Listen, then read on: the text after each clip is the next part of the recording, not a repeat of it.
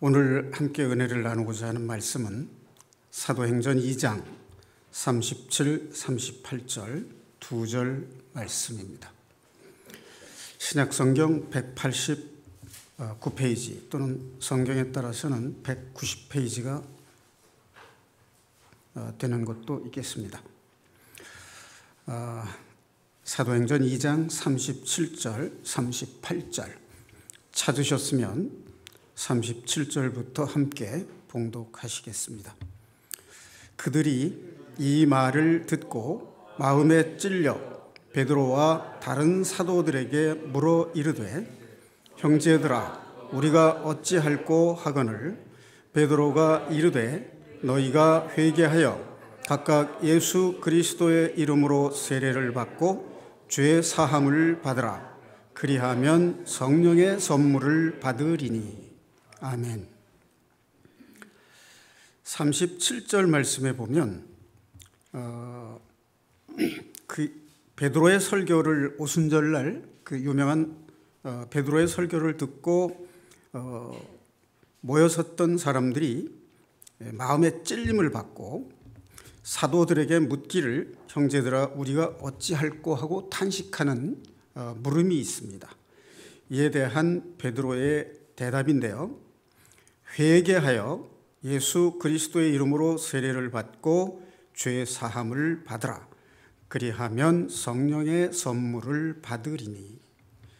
이 한 절 말씀에 복음에 관계된 4개의 핵심 요소가 다 함축이 되어 있습니다.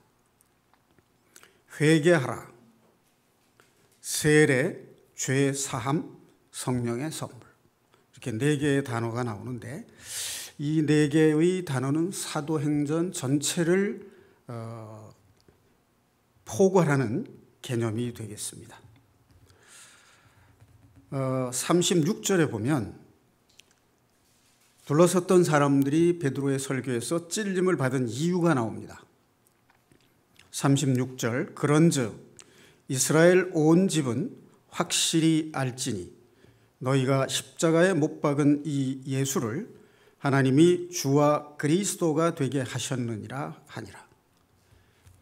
그러니까 예수 그리스도가 하나님의 아들이신 것과 그리스도이신 것을 증거하셨는데도 불구하고 그들이 예수 그리스도를 하나님의 아들로 알지 못하고 이방인의 손에 넘겨서 십자가에 못 박게 한 그 죄를 오순절날 임하신 성령에 의해서 찔림을 받고 깨닫게 된 것이죠. 그래서 베드로 사도가 회개하여 세례를 받고 죄 사함을 얻으면 성령을 선물로 받으리라. 이렇게 설교를 합니다.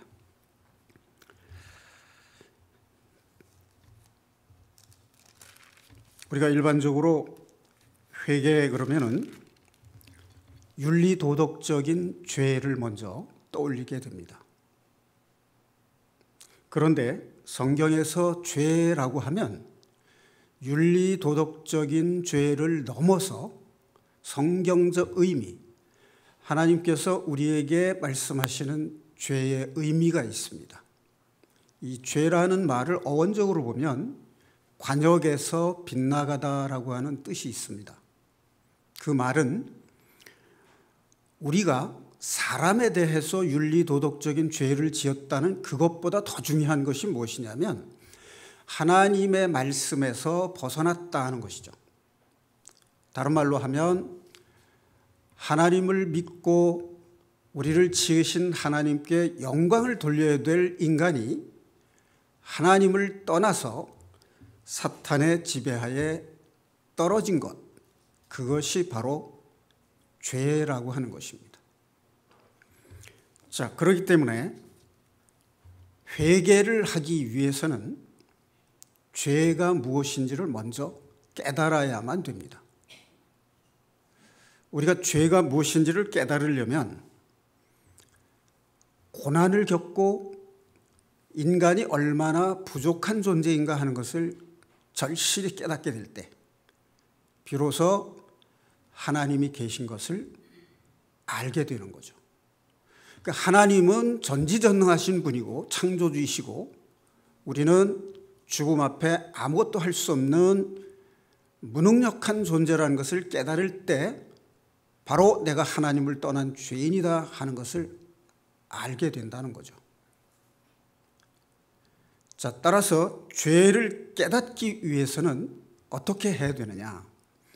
하나님의 말씀이 우리를 향해서 어떤 말씀을 하고 있는가를 귀 기울여야 되겠죠. 자, 그런데 우리가 이 말씀을 생각하기 전에 먼저 살펴봐야 될 말이 있습니다. 베드로후서 1장 21절 이 말씀에 보면 성경의 예언은 사람의 뜻으로 낸 것이 아니라 성령의 감동을 받은 사람들이 하나님의 말씀을 받아 기록한 것이다. 이렇게 되어 있습니다. 성경을 기록한 사람들이 성령의 감동을 받아 하나님의 말씀을 기록했다. 그러면 성경을 기록한 선지자나 사도들이 성령의 감동을 받아서 기록했다면 오늘날 성경을 읽고 묵상해야 될 우리 성도들은 어떻게 읽어야 될 것인가 하는 데 대한 답이 될 것입니다. 읽는 사람 역시 성령의 감동을 받아서 읽어야 된다. 그런 의미가 포함되어 있는 것이죠. 그것을 뒷받침하는 말이 디모데후서 3장 16절 말씀에도 나옵니다. 15절부터 제가 좀 읽어보면요. 또 어려서부터 성경을 알았으니 성경은 그리스도 예수 안에 있는 믿음으로 구원에 이르는 지혜가 있게 하느니라. 15절 말씀에 이렇게 되어 있습니다. 성경은 그리스도 안에 있는 믿음으로 구원에 이르는 지혜가 있게 한다. 그리고 16절 말씀에 보면 모든 성경은 하나님의 감동으로 된 것으로 교훈과 책망과 바르게 함과 의로 교육하기에 유익하니라. 17절 이는 하나님의 사람으로 온전하게 하며 모든 선한 일을 행할 능력을 갖추게 하려 함이라. 이렇게 되어 있습니다. 제가 조서환이라는 분의 간증을 한번 읽어봤는데 기억나는 대로 한번 말씀을 전해 보겠습니다. 조서환이라는 사람이 청년 시절에 사귀던 여자친구가 있었어요. 그런데 이분이 청년 시절에 이제 군대에 장교로 입대를 했는데 훈련 중에 사병 하나가 수류탄을 잘못 건드려가지고 폭발을 하는 바람에 한쪽 팔을 잃어버렸어요. 병원에서 깨어나서 보니까 자기 한쪽 팔이 없는 겁니다. 너무 절망적이고 좌절한 끝에 괴로웠어요. 그런데 병문안을 왔어요. 그 대학 시절에 사귀던 여자친구가. 너무나 고맙기도 하고 부끄럽기도 하고. 그래서 몇 날 며칠을 고민을 하다가 그 여자친구에게 이렇게 묻기로 했어요. 내가 지금도 나를 좋아하냐? 아니, 나를 사랑하느냐? 그렇게 물었어요. 내가 이렇게 한 팔을 잃었는데도 여전히 나를 사랑하느냐고 물은 겁니다. 그런데 놀랍게도 이 여자친구가 한 말이 나는 너의 팔을 사랑한 게 아니라 너를 사랑했다. 이렇게 대답을 한 거예요. 너무나 놀랍고 감동적인 그런 대답에 삶의 의욕을 다시 가지게 됐어요. 그런데 또 하나 힘든 고비가 있었습니다. 그 여자의 부모들이 반대를 한 거죠. 특히 아버지가 사랑하는 딸이 한 팔이 없는 남자를 평생 보살피고 섬겨야 되는 그 삶이 너무 고통일 것 같아서 반대를 한 겁니다. 그런데 이 여인이 아마 성령의 인도함을 받는 그런 사람이었던 것 같아요. 보이는 한 팔이 없는 남자친구를 생각한 것이 아니라 보이지 않는 그의 잠재적인 능력과 하나님을 믿는 그 사랑하는 마음으로 아버지에게 이렇게 물었어요. 만약 아버지가 한 팔을 잃었을 때 어머니가 아버지를 떠나도 괜찮겠습니까? 이렇게 물었어요. 그래서 이 아버지가 딸의 말에 감동을 받아서 허락을 했다는 겁니다. 그런데 이분이 자기를 간호하는 그 연인에게 너무나 감동되고 고마워서 앞으로 인생을 어떻게 살 것인가에 대한 깊은 고뇌를 한 끝에 샴푸와 린스를 한 번에 할 수 있는 하나로 샴푸라고 하는 것을 개발을 했대요. 그리고 20세부터 80세까지 평생을 사용할 수 있는 2080 치약이라는 것을 개발했답니다. 이제 그것이 인연이 돼가지고 애경산업의 이사로 코를 받았어요. 그 후에 영상으로 통화하는 앱을 개발해가지고 이 조소환이라는 분이 KTF 부사장까지 올라갔습니다. 그리고 지금은 세라젬 헬스 앤 뷰티의 대표로 생활에 필요한 여러 가지 신상품들을 개발하는 그런 일에 전념하면서 하나님께 영광을 돌리는 삶을 살고 있다고 합니다. 자, 이 이야기는 우리들에게 감동을 주는 간증의 울림이 있습니다. 저도 이 간증을 읽으면서 세상에 이렇게 사는 분들도 있구나, 그런 감동을 받게 됐습니다. 그래서 성령의 감동하심으로 성경을 읽는 그러한 자세를 가져야 되겠다, 이런 다짐을 하게 해봅니다. 자, 회개라는 말을 좀 더 생각을 해보겠습니다. 회개라는 말을 헬라어로는 메타노이테라고 한다고 합니다. 이 말의 뜻은 하나님을 아는 지식을 수정해 가다, 그런 뜻이 있다고 합니다.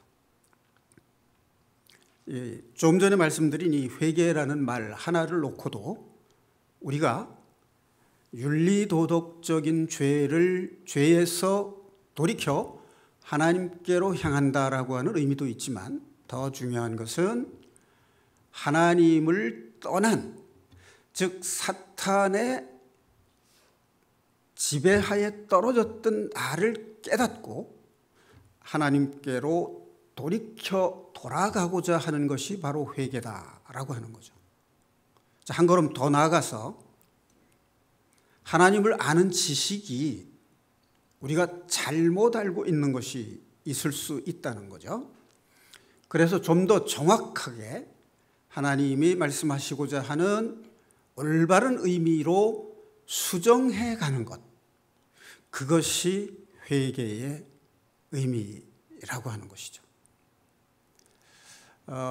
얼마 전에 정 목사님께서 회개를 두 가지로 말씀하신 것을 제가 들었습니다.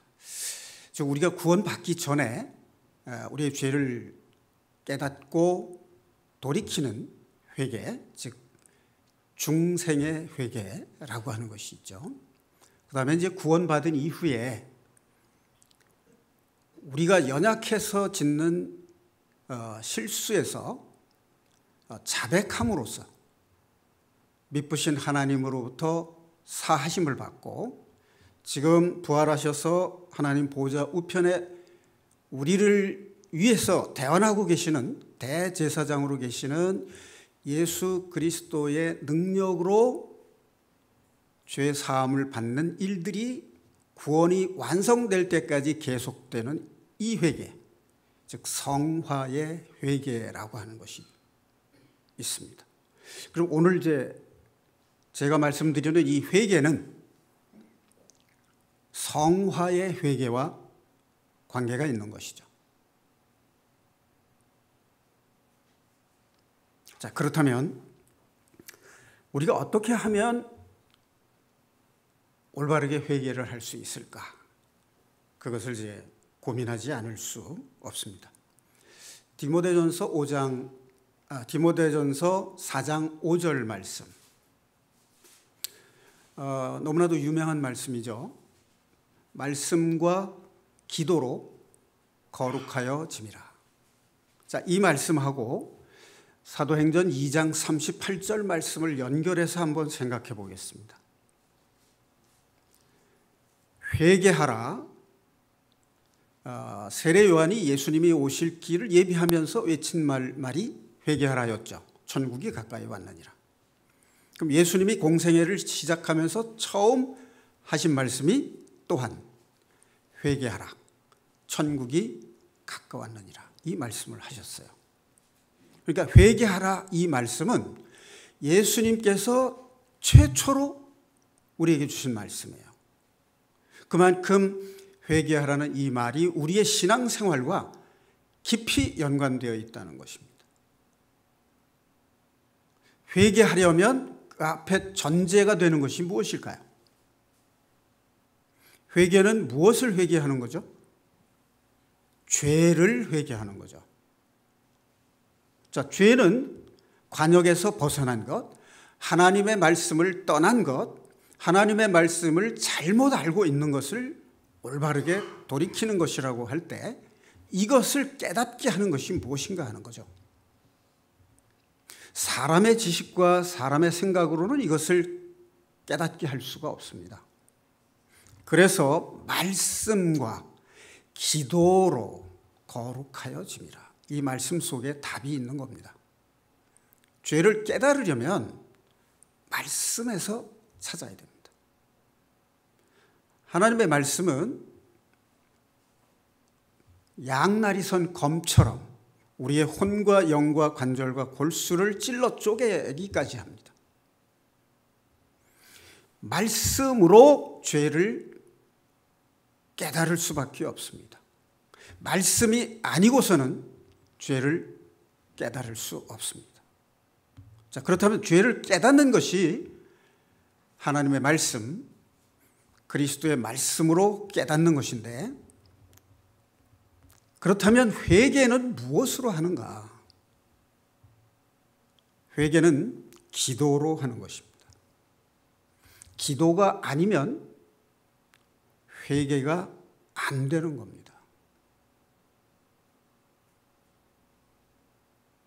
우리가 구원받은 이후에 날마다 기도로 회개하는가?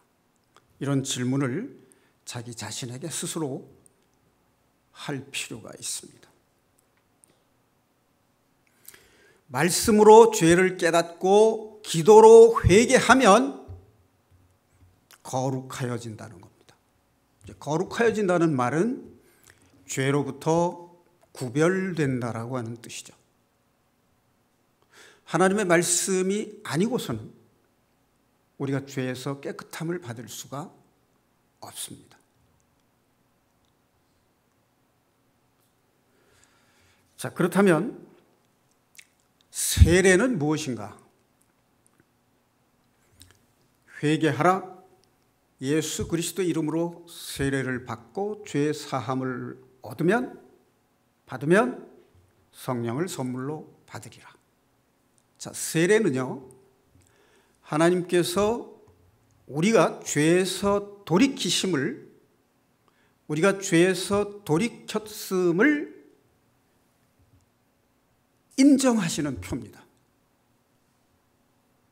구약에서부터 기원을 거슬른다면 아브라함이 믿음으로 의롭다 함을 받은 후에 하나님께서 아브라함과의 약속으로 할례를 주셨습니다. 그럼 신약 예수 그리스도께서 오신 이후에 이것이 침례로 바뀌었죠. 예수님 자신이 세례 요한으로부터 요단강에서 세례를 받고 올라올 때, 물에서 올라올 때 비둘기 같은 성령이 임하셨다고 되어 있죠. 아주 평화스러운 비둘기처럼 성령이 조용하게 임재했어요. 그리고 이는 내 사랑하는 아들이라 하는 하늘의 음성이 들렸다고 기록되어 있습니다. 자, 그러니까 신약 시대에 세례를 받는다, 침례를 받는다는 것 역시 우리가 그리스도와 함께 연합해서 죄에 대해 죽고 벌하신 그리스도와 함께 새 생명으로 살아가겠다라고 하는 나의 약속, 그것을 하나님께서 증거하시는 표가 바로 세례요 침례입니다. 그렇게 되면 죄 사함을 얻게 됩니다. 자, 그러면 하나님께서 우리에게 성령을 선물로 주신다고 하십니다. 바울 사도가 에베소 교회에 갔을 때 이렇게 에베소 교인들에게 묻는 질문이 있죠. 사도행전 19장 2절 말씀에 보면 너희가 믿을 때 성령을 받았느냐? 이렇게 묻습니다. 에베소 교회 교인들은 믿음이 있었습니다. 그런데 그들은 성령이 있다는 말을 못 들었다는 거예요.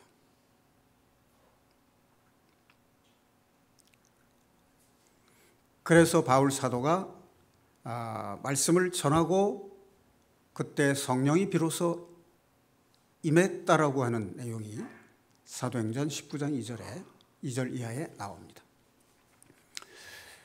성령은 우리가 일반적으로 생각하는 많은 사람들이 성령에 대해서 말씀을 하고 또 우리도 여러 차례 성령에 대한 설교를 듣고 또 말씀을 묵상하기도 합니다만 성령은 보이지 않기 때문에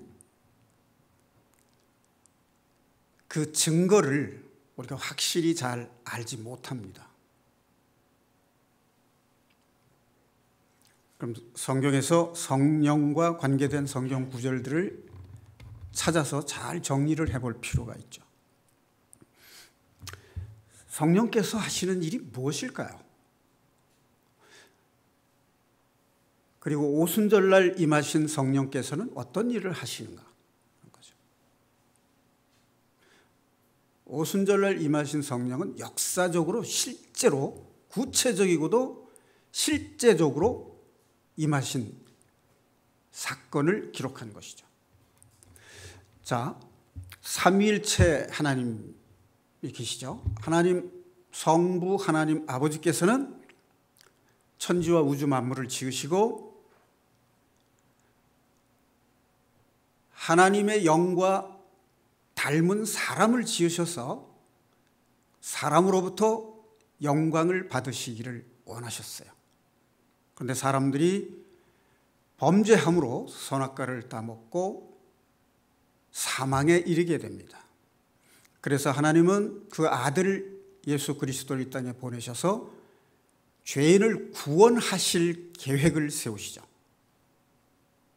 자, 그러니까 구원의 계획을 세우신 분은 하나님 아버지십니다.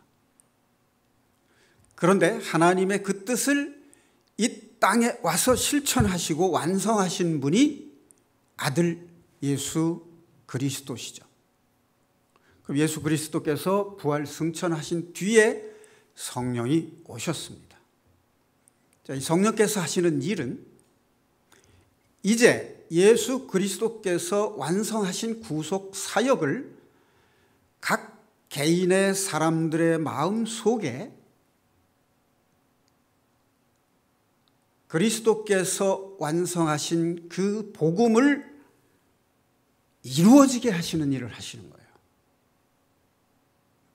우리가 죄 사함 받을 때 성령을 받았다라는 것은 우리가 영생에 들어가는 구원을 받았는데 그 구원이 완성될 때까지 우리 안에서 하나님의 말씀으로 우리를 양육하시는 일을 하시는 겁니다.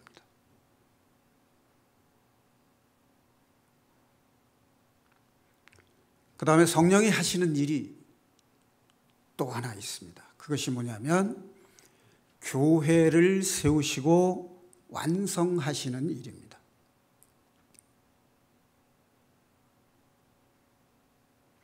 그러니까 성령님은 교회를 이루시고 완성하시는 성령님은 일하시는 성령님이에요. 그런데 구원받은 우리의 마음속에 들어오셔서 우리의 마음을 그리스도를 닮아가도록 양육하시는 구원의 완성을 이루어 가시는 일을 하시는 두 가지 일을 하시는 것이 성령의 사역이십니다. 자, 그렇다면 우리가 구원을 받고 성령님에 의해서 예수님의 말씀으로 양육을 받는 과정에서 이루어지는 것이 바로 혼의 구원이라고 하는 것이고, 다른 말로 하면 생활 구원이라고 할 수 있습니다. 일하시는 성령, 교회를 이루시고 예수님 재림하실 때까지 교회를 완성하시는 성령은 기름 부음의 성령입니다.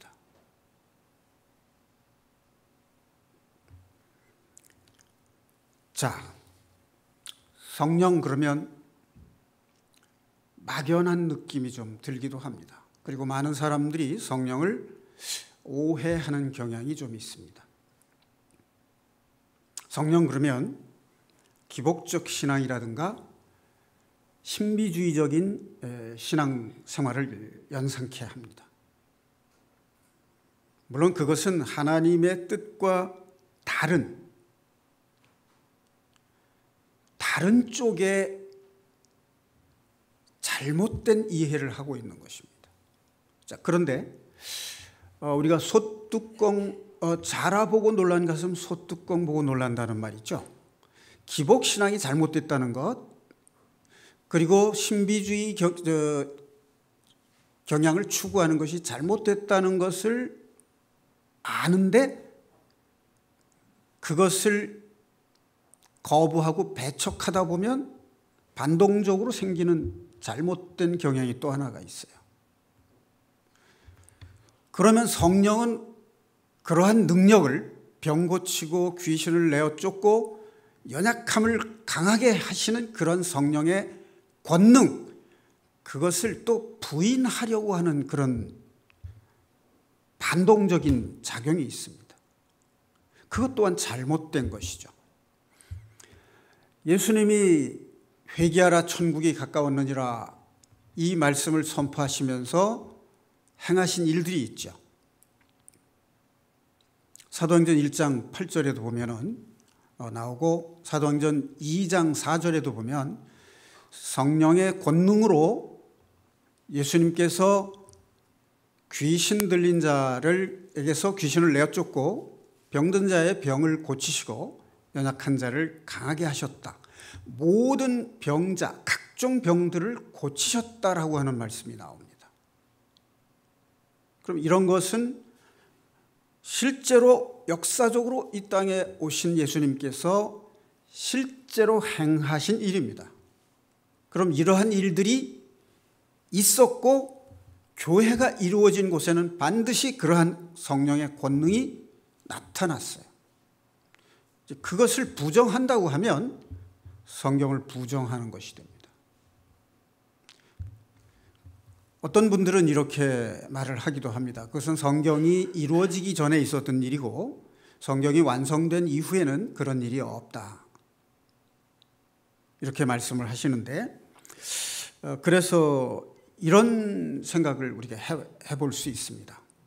그렇다면 초대교회 당시에 있었던 그 성령의 역사와 권능, 주님께서 그의 사도들에게 주신 권능, 그것이 이루어졌는데 그것이 성령의 권능으로 나타난 이유가 뭐냐? 그것은 복음을 통해서 구원을 이루시기 위한 사역이기도 하지만 동시에 교회를 세우시고 그 교회를 통해서 하나님의 구속 사역을 완성해 가기 위한 역사입니다. 로마 가톨릭 시대 때 순교한 사람들에게서도 볼 수 있고, 또 요한 웨슬레라든가 칼빈이라든가 마틴 루터라든가 이런 분들이 침체되어가는 신앙을 부흥시켰던 그 역사적 현장에서 일어난 것이 바로 뭐냐면 성령의 권능이 있었다라고 하는 것입니다. 문제는 그 둘의 차이를 분별하는 기준은 뭐냐 하는 거죠. 내가 이기적인 욕망을 채우기 위해서, 잘 먹고 잘 살기 위해서 하나님의 성령과 권능을 바라고 추구했다면 그것은 기복신앙이고 잘못된 것이죠. 그리고 자기의 이름과 명예를 얻기 위해서 성령의 권능을 사용했다면 그것은 신비적 신앙을 추구하는 것으로서 잘못된 것입니다. 그러나 죄인을 구원하기 위해서 그런 능력을 사용했다면 그것은 사람이 사용한 것이 아니라 복음의 역사를 이루시기 위해서 충성된 종들에게 권능을 허락하신 역사입니다. 그런 구원받은 사람들의 모임인 공동체를 통해서 하나님이 구원을 완성해 가시기 위한 교회를 이루시기 위한 역사가 바로 주님께서 허락하신 권능의 증거입니다. 교회를 이루기 위해서 나타난 성령의 권능이라면 그것은 성경적이죠. 그러니까 목적이 무엇이냐에 따라서 구별될 수 있다는 것입니다. 자, 우리가 성경에 보면 마음의 생각이라고 하는 말이 나와요. 마음의 생각. 생각은 알겠는데 마음의 생각은 또 뭐냐? 저는 이 문제를 고민을 많이 해봤습니다. 생각과 마음의 생각은 어떻게 다른가? 생각은 우리의 머리로 이해할 수 있는 정보입니다. 자, 그런데 우리의 마음의 상태에 따라서 똑같은 상황을 다르게 볼 수 있다는 겁니다. 그러니까 우리의 마음은 거울과 같은 거예요. 그러니까 하나님의 말씀이 우리의 마음에 들어왔을 때 각 사람에 따라서 다르게 받아들인다는 것은 아마 우리가 알고 인정할 수 있을 겁니다. 예를 들면 요즘 미투라고 하는 게 많이 뉴스에 보도가 됐는데 어떤 남성이 어떤 여성에게 참 당신 예쁘다라고 말을 했다고 합시다. 그런데 이 듣는 여성이 그 남자가 싫어요. 그런데 그 사람이 예쁘다라고 말을 하면 기분이 좋을까요? 나쁠까요? 싫어하는 사람이 자기를 예쁘다라고 하면 기분 좋은 게 아니라 기분이 나쁘다는 얘기예요. 지가 무슨 상관이야? 내가 예쁘건 말건. 내가 예쁜데 지가 보태준 거 있어? 이전 심정으로 받아들일 수 있다는 겁니다. 그런데 호감이 가는 남성이 자기에게 예쁘다라고 말하면 기분이 좋다는 얘기입니다. 그러니까 마음의 상태, 감정의 상태에 따라서 들려오는 말이 다르게 이해된다는 거죠. 그래서 그냥 생각이 아니라 마음의 생각, 이게 아주 중요합니다. 이 마음이라는 거울이 유리같이 맑고 평평하게 고르다면 상대방의 말이 있는 그대로, 액면 그대로 들어올 수 있고 성경에 기록된 하나님의 말씀도 올바르게 수용이 될 거예요. 그런데 우리가 이미 우리의 마음은 왜곡되어 있잖아요. 언제부터? 선악과를 따먹은 다음부터. 그렇다면 우리 마음을 이렇게 일그러지게 하고 왜곡되게 만든 자, 그가 누구냐 하는 거죠. 우리 누구나 다 알고 있어요. 그가 사탄인 것을. 그런데 우리가 모르고 있는 게 있습니다. 그 사탄이 구원받은 우리까지도 실족할 수 있도록 함정을 파고 우리를 끝없이 유혹하고 시험에 빠뜨린다라고 하는 사실을 우리가 잊고 산다는 거죠.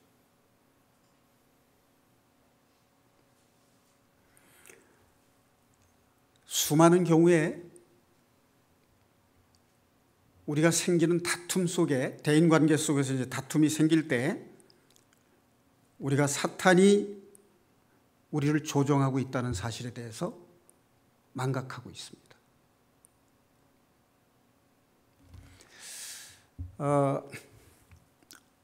부부간에 자라온 환경도 다르고 성격도 다르고 취향도 다르기 때문에 때로는 말다툼이 생길 때가 있습니다. 저도 젊었을 때는 절제를 잘 하지 못해서 아내가 하는 말에 대해서 감정이 상해서 화를 냈고 다툰 적이 여러 번 있습니다. 그런데 요즘에는 제가 그때마다 사탄의 함정인 것을 알게 돼요. 깨닫게 돼요. 다시 말하면 아내와 내가 다투고 있을 때 아이들이 제3자의 입장에서 들으면 우리 아빠 엄마는 왜 저렇게 다툴까? 제발 좀 다투지 말았으면 좋겠다. 이런 안타까운 마음을 가지고 있을 거예요. 참 아이들 앞에서 덕이 안 되는 일이죠. 그런데 다툴 때 보면 자존심 대결을 하고 있어요. 제가 요 근래에 아내로부터 자주 듣는 말이 뭐냐면 이제는 그만 은퇴했으면 좋겠다. 그런 얘기를 자주 들어요. 그런데 저는 그것이 그 배후에 누가 있느냐를 알게 됐어요. 우리가 다툴 때 다툼의 상대가 아내가 아니라는 걸 알아야 돼요.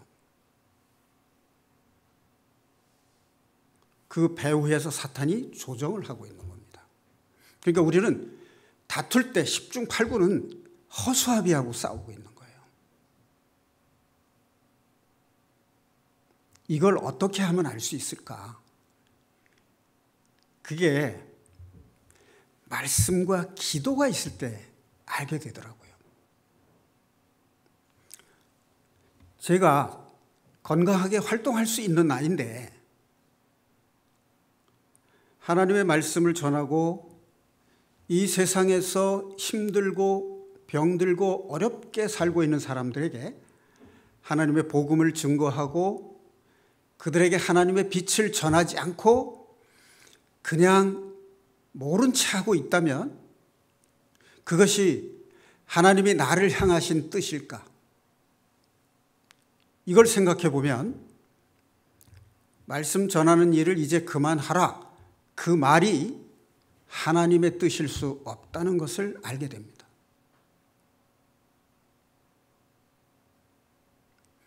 가장 가까운 사람을 통해서 그 일을 못하게 하려는 사탄의 전략인 것을 알 수 있습니다.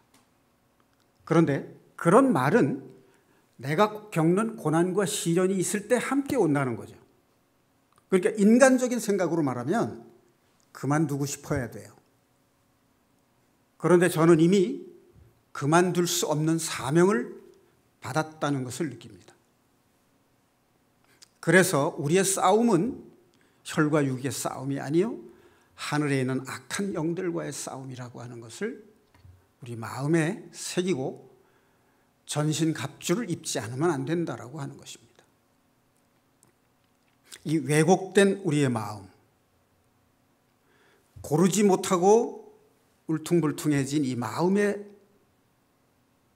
일그러진 마음으로 성경을 보면 성경에 있는 뜻을 알 수 없다는 겁니다.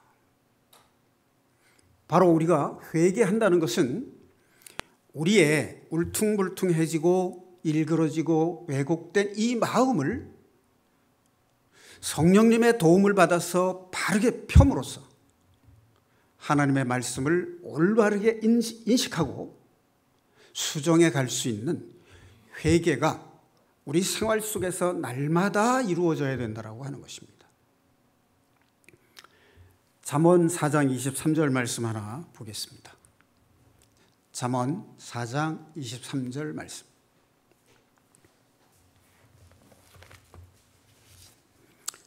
구약성경 915페이지입니다.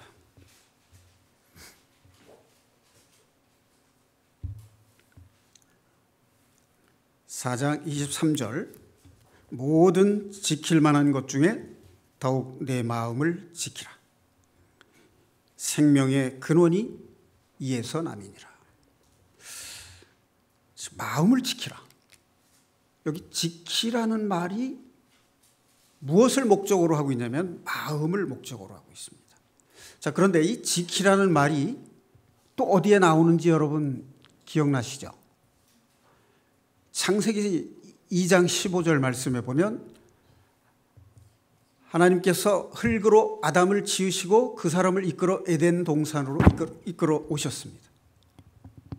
그리고 그에게 경작하게 하고 지키게 하셨다라고 하는 말씀이 있습니다.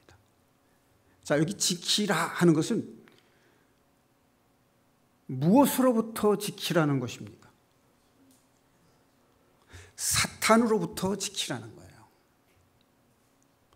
에덴 동산의 축복을 빼앗아갈 사탄으로부터 지키라는 것이죠. 우리의 마음을 빼앗아갈 사탄으로부터 내 마음을 지키라는 것입니다.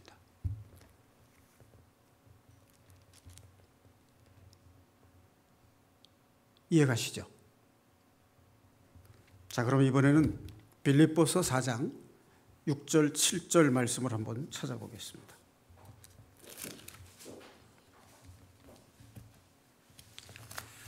빌립보서 4장 6절 7절 신약성경 322페이지입니다.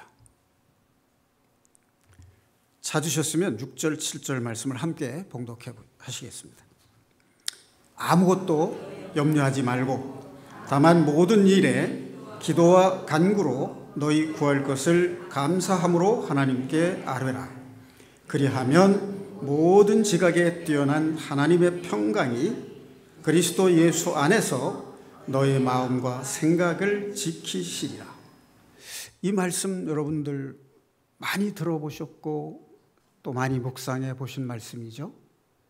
자, 그런데 이 말씀에 담긴 뜻을 우리가 온전히 알고 있는가? 혹시 그냥 겉으로 지나치진 않았는가? 자, 우리가 우리의 마음을 지키지 못하는 이유를 6절에서 뭐라고 얘기하고 있습니까? 6절의 첫 줄에서 우리가 우리 마음을 지키지 못하는 이유를 뭐라고 지적하고 계세요? 염려, 생활의 염려, 자녀에 대한 근심, 교회에 왔을 때 근심, 이 근심과 염려가 자기도 모르게 사탄이 우리 마음속을 침투해 들어오도록 만드는 통로가 된다라고 하는 겁니다.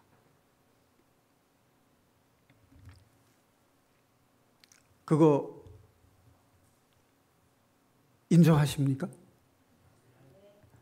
우리가 마음에 근심과 염려가 있을 때 사탄이 틈탄다는 거 우리 알 수 있잖아요. 자, 그 다음에 이럴 때 우리가 어떻게 해야 된다고요? 감사함으로 기도와 간구로 구할 것을 감사함으로 기도하라. 그리하면 모든 지각에 뛰어나신 하나님께서 그리스도 안에서 하나님의 평강이 그리스도 안에서 너희 마음과 생각을 지키시리라. 우리의 마음의 생각을 지키는 것이 뭐라고요?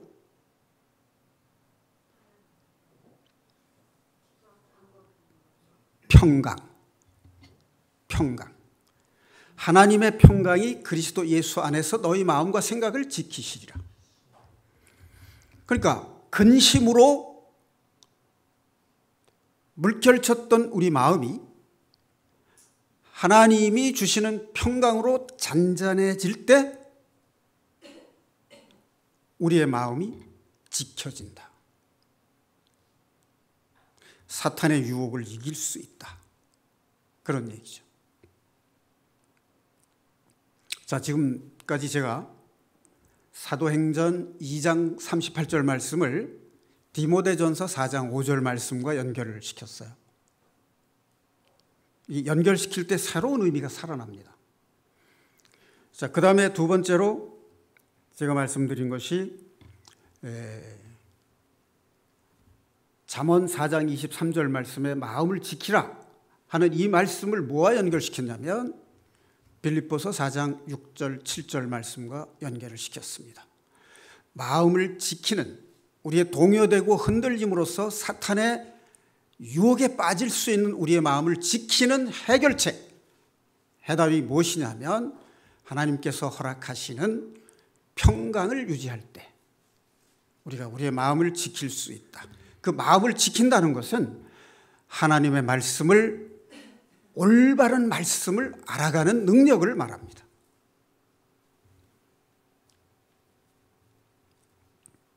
자, 그러면 이제 성령에 관계된 말씀들을 몇 가지 찾아보겠습니다. 아까도 말씀드렸지만 성령이 하시는 일은 첫 번째가 주님께서 완성하신 구원을 각 개인의 마음 속에서 이루어 가시는, 성령으로 구원받은 사람의 영혼을 양육시켜 가시는 구원의 완성을 하시는 일과 교회를 세우시는 일이라고 요약을 했습니다. 자, 그런데 좀 전에도 얘기를 드렸습니다마는 사도행전 19장 2절에서는 바울 사도가 에베소 교인들에게 너희가 믿을 때 성령을 받았느냐라고 질문을 했습니다. 우리는 우리가 구원받을 때 성령을 받았다고 믿고 있습니다. 이 말씀하고 잘 관련을 시켜서 생각을 해볼 필요 있다는 거죠. 믿었는데 성령을 받지 못할 수도 있다는 것입니다. 자, 그 다음에 성경에 보면 또 이런 말씀이 있습니다. 갈라디아서 3장 3절에 너희가, 갈라디아 교인들에게 하는 말이죠. 너희가 성령으로 시작하였다가 육체로 마치려 하느냐. 이 말씀을 주신 이유는 믿음으로 구원받는다고 했는데 율법을 지키는 그 일을 행하는 것을 경계하신 말씀이죠.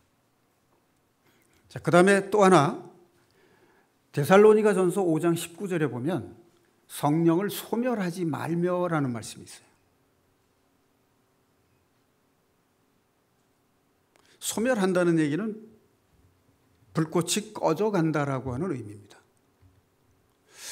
우리가 구원받을 때 성령을 받았고 우리가 말씀에 묵상하고 말씀에 순종하는 삶을 살다 보면 성령이 충만해져 가는 걸 느끼는데 세상 근심과 염려로 성령으로부터 멀어지면서 불꽃이 꺼져갈 수 있다는 겁니다.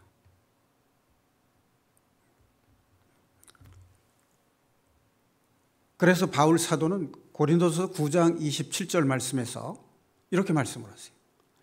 내가 전파한 후에 버림받을까 염려하는 그런 말씀이 있습니다. 자, 그러면 성령에 대해서 좀 더 구체적으로 잘 표현한 것이 갈라디아서 5장에서 찾아볼 수가 있습니다. 자, 갈라디아서 5장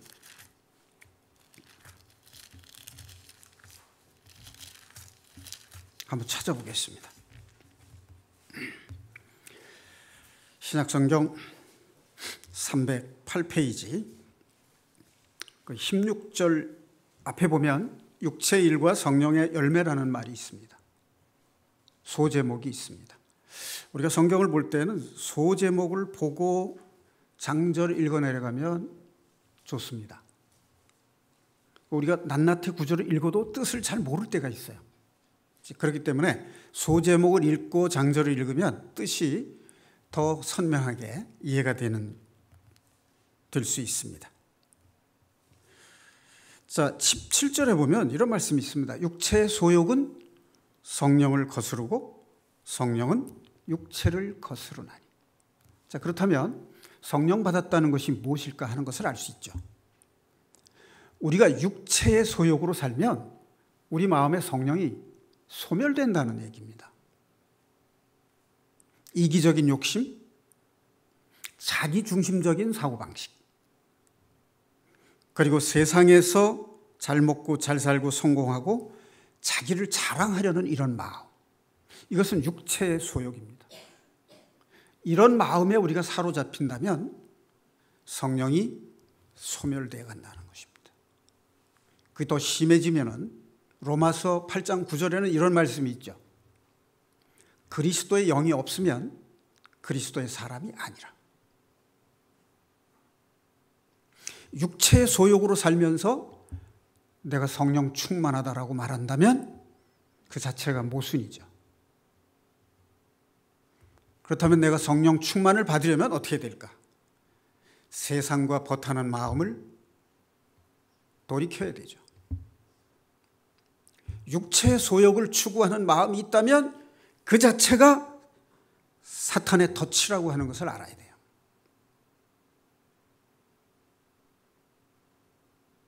나와 다투고 있는 사람이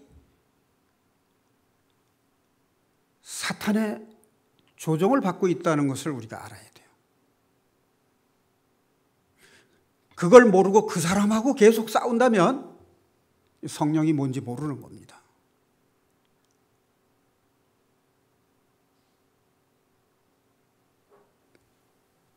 자, 그러면 19절 육체의 일은 분명하니 곧 음행과 더러운 것과 호색과 우상숭배와 주술과 원수 맺는 것과 분쟁과 시기와 분냄과 당 짓는 것과 분열함과 이단과 투기와 술취함과 방탕함과 또 그와 같은 것들이라. 이러한 일들에 우리가 매인다면 우리는 성령 충만한 것이 아니다. 그것은 성령의 일이 아니라 육체의 일이다. 이런 말씀이 되겠죠. 자, 그렇다면 성령의 일은 무엇이냐? 22절. 성령의 열매. 자, 성령의 열매 9가지 여러분 기억하시나요? 자, 사랑과 희락과 화평과 오래 참음과 자비와 양선과 충성과 온유와 절제니 이 같은 것을 금지할 법이 없느니라. 이 9개를 나란히 놓고 외우려면 잘 안 외워지죠. 3개씩 묶어서 외우면 잘 외워집니다. 사랑과 희락과 화평과 오래 참음과 자비와 양선과 충성과 온유와 절제니. 자, 그런데 여기서 보면 무엇이 제일 앞에 있죠? 사랑이 제일 앞에 있습니다. 마음에 하나님의 사랑을 감동적으로 느끼는 사람은 성령의 9가지 열매를 맺을 수 있다는 겁니다. 이게 사랑은 하는데 화평이 없다? 화평은 있는데 희락이 없다? 이건 말이 안 된다는 거예요. 또 사랑이 있는 사람은 어떠하냐면 끝에 뒤에서 2개를 보면 온유와 절제라고 돼 있어요. 사랑이 있는 사람은, 마음속에 그리스도의 사랑을 품고 있는 사람은 온유하고 절제할 줄 안다는 겁니다. 그 다음 뒤에서 3번째 보면 충성과 이렇게 돼 있어요. 하나님을 사랑하는 사람이 어떻게 하나님께 충성하지 않을 수 있겠습니까? 그러니까 이 9가지 성령의 열매는 하나입니다. 한 뿌리에서 난 겁니다. 자, 그렇다면 하나 묻겠습니다. 여기에 성령의 9가지 열매는 무엇과 관계 있는 것일까요? 일과 관계 있는 능력일까요? 아니면 우리의 인격과 관계 있는 것일까요? 성령의 9가지 열매는 구원받은 성도의 신앙적 인격과 관련이 있습니다. 구원받은 성도는 말씀으로 양육돼서 죄에서 멀어짐으로 해서 인격이 그리스도를 닮기까지 장성한 분량으로 성장되어 가야 된다는 것을 말하는 거예요. 구원받은 사람의 신앙 인격이 성령의 9가지 열매로 열매 맺어져 가는 신앙 인격이 성장되지 않는다면 그것은 성령의 능력을 입지 못했다고 볼 수밖에 없습니다. 자, 그렇다면 어떻게 하면 성령 충만할 수가 있는가? 에베소서 5장 한번 보겠습니다. 찾아보겠습니다. 신약성경 315페이지 에베소 5장 15절부터 21절까지 말씀인데요. 제가 한번 읽겠습니다. 신약성경 315페이지입니다. 시간이 좀 갔는데요. 중요하기 때문에 성령 충만과 관련된 이 부분은 중요하기 때문에 끝까지 좀 봐야 될 것 같습니다. 15절 그런즉 너희가 어떻게 행할지를 자세히 주의하여 지혜 없는 자 같이 하지 말고 오직 지혜 있는 자 같이 하여. 자, 여기 보면 2가지 중요한 말이 나옵니다. 너희가 어떻게 행할지, 행할지로 되어 있습니다. 믿을지가 아니고 구원받을 때 우리가 믿음으로 구원받았습니다. 그러나 구원받은 이후에는 어떻게 행할지를 알아야 되는데 지혜 없는 자, 지혜 있는 자, 이때 우리가 지혜와 관련해서 잊지 말아야 될 것이 있습니다. 지혜는요, 생명과 관계 있어요. 살리는 게 지혜입니다. 죽이는 건 지혜가 아니에요. 살리지 못하는 것도 지혜가 아니에요. 그 유명한 솔로몬 재판에 어린 아이를 두고 2 여자가 다투는 데서 잘 나오죠. 이 아이를 둘로 쪼개서 나눠줘라 했더니 진짜 아이의 엄마는 제발 이 아이를 살려달라. 그리고 저 여자에게 주라라고 얘기했죠. 그런데 아이를 죽이고 남의 아이를 자기 애기라고 주장한 여자는 나눠달라 이렇게 말을 했어요.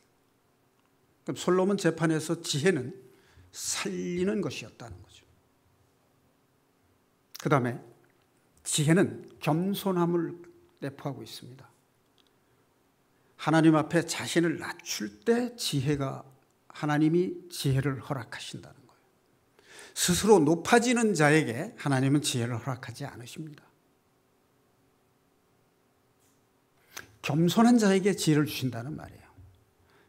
솔로몬이 자기의 영화를 위해서 지혜를 구한 것이 아니라 어떻게 하면 백성을 잘 다스릴 수 있을까 지혜를 달라고 구했기 때문에 하나님께서 지혜를 주셨고 너무나 기특해서 부귀 영화까지도 주신 겁니다. 자, 그 다음에 더 중요한 게 있습니다. 지혜는 예수님 자체가 지혜입니다. 그러니까 우리가 하나님의 지혜를 얻으려면 마음에 예수님을 모시는 것이다 하는 거죠. 예수님의 마음을 품으라. 그것이 우리가 지혜를 얻는 길이라는 것입니다. 자, 그 다음에 17절에 보면 이렇게 말씀이 있습니다. 그러므로 어리석은 자가 되지 말고 오직 주의 뜻이 무엇인가 이해하라. 이게 지혜입니다. 자, 18절. 술 취하지 말라. 이는 방탕한 것이니 오직 성령으로 충만함을 받으라. 자, 여기 술이라는 말하고 성령이라는 말하고를 연결해서 기록을 했어요. 왜 그럴까요? 술에 취한 사람은 어떤 반응을 나타내죠? 술을 마시게 되면 중추신경을 마비시켜요. 그래서 술을 마시고 또 마시고 자꾸 마시면 취한 정도가 점점 심해지다가 나중에 중추신경이 마비되면 그 사람이 이성적으로 생각하고 판단을 하지 못하고 본능적으로 생각하고 판단하고 행동을 하게 해요. 그게 술 취하는 겁니다. 그런데 하나님께서는 우리에게 뭐라고 하시냐면 술 취하지 말라. 이는 방탕한 것이니 성령 충만을 받으라. 술에 취하면 성령과는 완전히 거리가 멀어지는 거예요. 반대되는 거예요. 이건 사탄의 지배를 받는 거예요. 술 취하면 윤리 도덕적으로 좋지 않은 행동을 한다? 건강에 해롭다? 그래서 술 끊으라는 얘기가 아니에요. 술에 취하면 사탄에게 농락당한다. 그러니 술에 취하지 말라. 이 소리죠. 방탕한 것이니 이 방탕이라는 말도 우리가 사전적 의미로 보면 그냥 윤리 도덕적으로 해이해진 그런 뜻으로밖에 이해가 안 되죠. 그러나 성경은 그렇게 말하고 있지 않습니다. 앞에 보세요. 세월을 아끼라. 때가 악하니라. 이 말하고 방탕하고 관계가 있어요. 이 방탕이라는 말이 히브리 원어에 보면 어떤 의미를 가지고 있느냐 하면 낭비한다는 뜻을 가지고 있어요. 자, 세월을 아껴야 되는데 세월을 낭비하게 된다는 거예요. 술에 취하면. 세월을 왜 아껴야 된다고요? 성경에는 18절에 보면 세상이 악하기 때문에, 세상은 사탄이 지배하고 있기 때문에, 너의 마음도 사탄이 지배를 하고 있기 때문에, 하려고 하기 때문에, 호시탐탐 노리고 있기 때문에 술 취하지 말라. 그의 지배를 받는다. 그런 삶을 살게 되면 아까운 세월을 낭비하게 되니까 술 취하지 말라. 그 대신에 어디에 취하라고요? 성령에 취하라는 얘기입니다. 성령에 취하라는 얘기는 뭐냐면 성령의 지배를 받으라 그 말이에요. 그럼 성령 충만하다는 얘기는 뭐냐면 성령의 인도함을 받고 성령께서 나의 주인이 되어서 나를 이끌고 가게 하는 삶, 그게 성령 충만한 삶입니다. 그렇게 삶을 살게 되면 그것이 바로 하나님께 충성하는 삶이에요. 그래서 그리스도께서 하나님의 권능을 충성된 종에게 주시는 겁니다.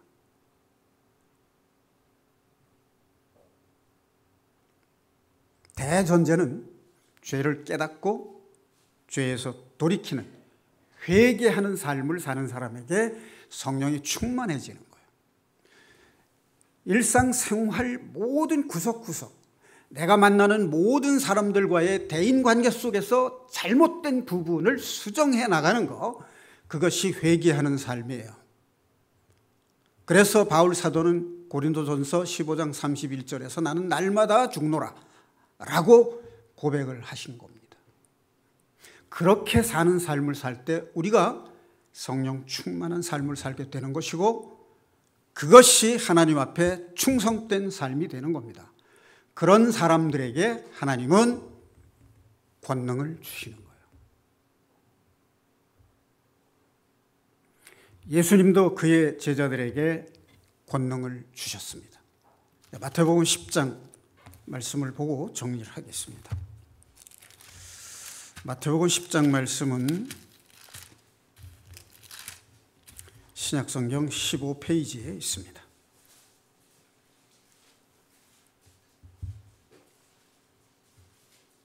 마태복음 10장 1절 말씀 함께 봉독하시겠습니다.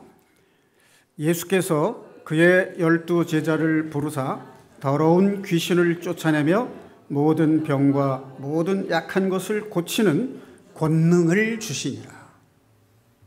8절 말씀 하나 더 보겠습니다. 병든 자를 고치며 죽은 자를 살리며 나병 환자를 깨끗하게 하며 귀신을 쫓아내되 너희가 거저 받았으니 거저 주라. 권능을 주십니다. 그렇다면 우리가 믿는 이 믿음은 죄를 회개하고 사탄의 조종을 받지 않고 성령의 지배를 받는 충성된 삶을 통해서 성령이 충만한 삶을 살고 충성된 삶을 사는 하나님의 사람들에게 구원의 복음을 전하고 교회를 이루어가게 하시는 권능으로 병 고치는 능력을 주시고 귀신을 내어 쫓는 능력을 주셨다는 겁니다. 자, 그런데 만약에 이러한 권능을 받은 사람이 거저 받았기 때문에 거저 주라고 하는 이 말씀에 맞게 행동을 해야 되겠죠. 그것을 가지고 치부를 하는 수단으로 사용한다든지 자기의 명예를 얻는 수단으로 사용한다면 그것은 예수 그리스도께서 주신 권능을 잘못 사용하는 겁니다. 사탄에게 갖다 바치는 것이 되는 거예요. 그 일에는 반드시 행한 대로 보응이 있을 것입니다. 자, 오늘 말씀은 회개하라, 그리하면 성령 충만을 받으리라 하는 주제의 말씀이었습니다. 우리가 날마다 생활 속에서 잘못 알고 있는 하나님의 말씀을 수정해서 올바르게 알고 그 말씀대로 순종하는 삶을 통해서 충성된 삶으로서 성령이 충만한 은혜 가운데 그리스도께서 허락하시는 권능으로 세상을 이기는 축복된 믿음의 삶을 사시기를 주님의 이름으로 축원드립니다.